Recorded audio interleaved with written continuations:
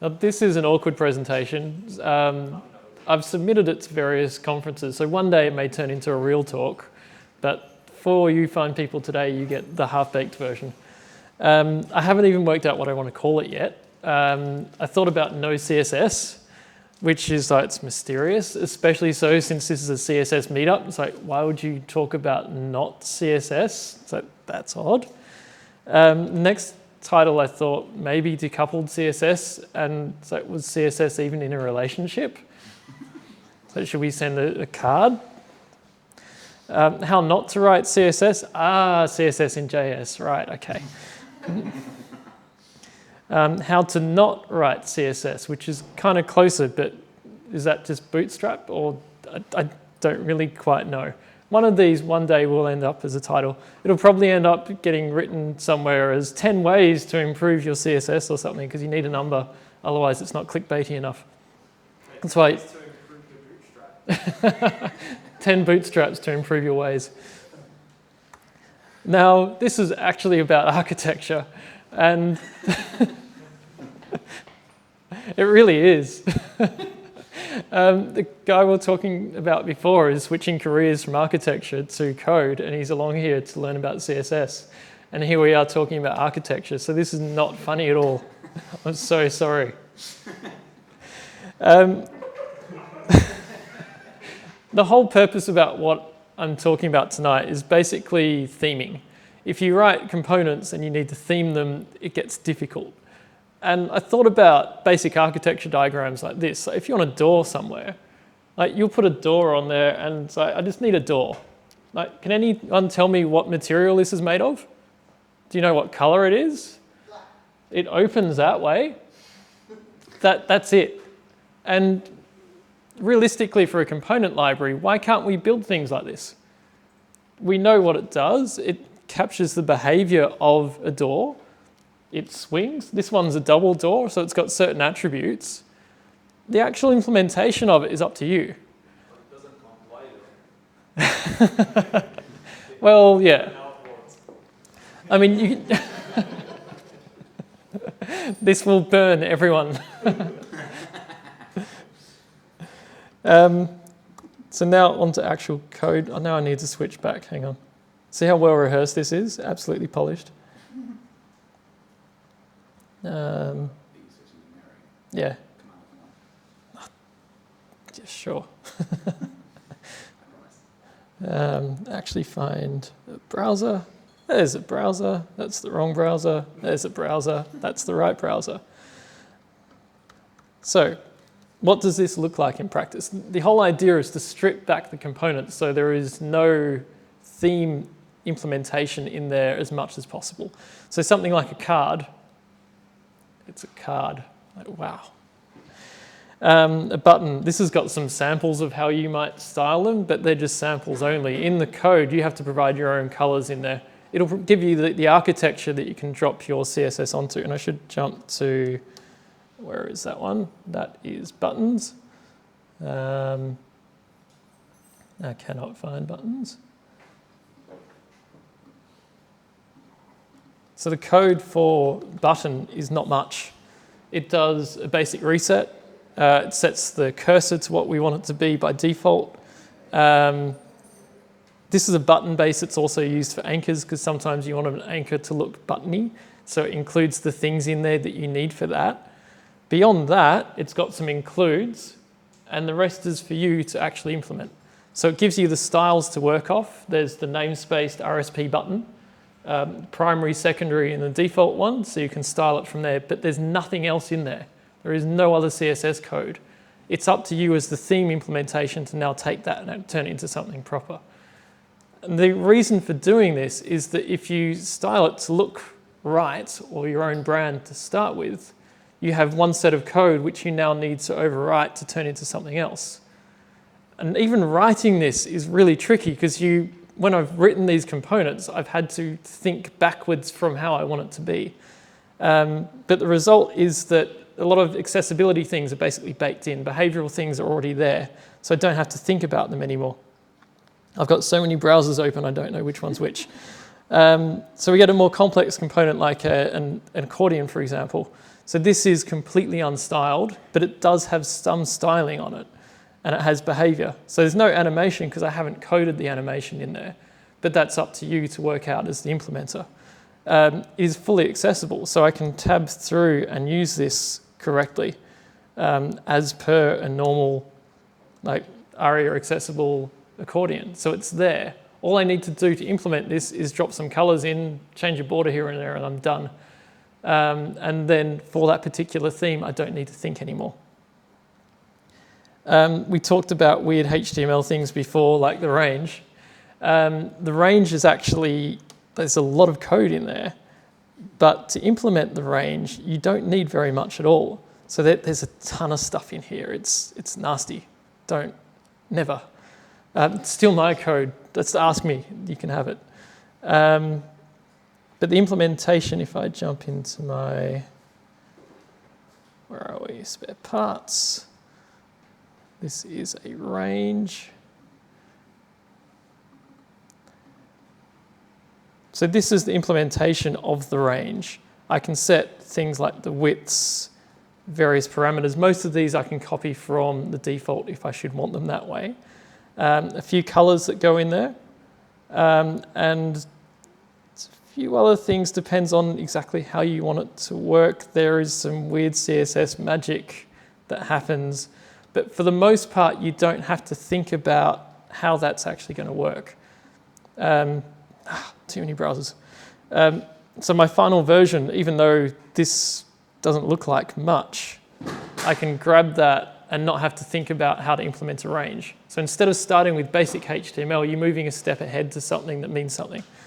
You might have radios. So these are radios that are better than standard radios because you can actually click on the thing. Look how big that is. I'm not going to miss it. Wow, how does anyone do this? Why didn't they make it that way normally? Checkbox is the same. I can actually check the checkbox without having to think. I can change that glyph in CSS if I want to. But other than that, what else am I going to do with a checkbox? So the default implementation is there, ready for me to go. A date input, which is more complex. We saw Firefox's calendar in Phil's presentation before, which is terrible because they're not very good calendars for accessibility reasons and many, many other reasons. So here's a version of a date input. This contains its own validation. It returns a JavaScript date object that you can interact with normally. But as far as I care about implementing the thing, I just drop a date input in there and away I go. There's nothing else to do. What about mobile? Works well on mobile. Yeah. What about a native control? It's not great. What do you mean? Depends what dates you're actually inputting. But it's a bit, the usability of date inputs is a bit sketchy. And that gov.uk stuff is so interesting. Yes, this is the key thing up the top here is owes a significant debt to gov.uk. That's what they have videos. Yes. Using it. It's incredible how difficult people find to put a date into a form. Okay. So without actually diving into too much code, that's basically the concept. Take core components, strip back the theme implementation, and there you go. You actually have components that mean something without meaning absolutely nothing. One day this could be a real talk. You saw it first here. All right, any questions? Anyone actually want to see anything or no? What do you want, chocolates? The loader is really interesting. Now this is a storybook, so it's implementations of, it has demos of how you can actually use the code as well as having the source code. Do I need to load this in? I'll drop this into Chrome because then we can get some over-engineered stuff. And there's nothing as good as over-engineered code. I'll even drop it into Canary just to be interesting. Okay. Go away. So check this out. Look at that. That's too much. So you might not be able to see very well, but this text is actually animated. It's text. There's no, like, it's not an image, it's text, and it's animated because you can do that. That took more time to code than every other last bit of this. The point of, a loader is there, so you've got a loader. The implementation of the loader is up to you as the person who, or the project that implements it. Every single client has got their own spinner, every single one of them. So if we code a loader into our, we're using React here, but whatever component model you're using, if you code a spinner into there, how do you change it if all you've got is maybe like CSS to play with and that's it? What if you need something more complex? With a loader, you can drop it in and the implementation can then be overwritten and sorted. But you can still use that on that level without having to think about it. There's my skeleton screen. I'm just jumping back and forth so you can see how it actually loads in.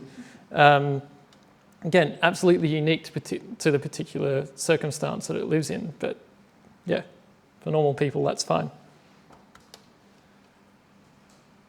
Is there a layout section as well? And for things like grid? Can you build the page using these components that works? I guess, yeah. It'll function, it'll look like nothing. Yeah. That's the thing. So it is really, really unstyled. It's like coming into something where it's just not been painted, like all white walls and floors and stuff. That's good. I'm a little bit confused about, is this kind of like dependency injection or something? You're talking about like dropping in components that are like semantic components, but then having different implementations of them. Well, most of the work is actually in CSS to implement. So you'll get a React loader. A loader, you need to actually give it a spinner or something of some description, but that's up to you. Range, for example, like the normal range is just going to look like that. So if I'm running my React code, I just drop a range into the form and I keep going. In the CSS theming for that particular brand, then you declare what you need to for the range. But you need to do it per brand then from there. But you're doing that anyway since you're theming the thing.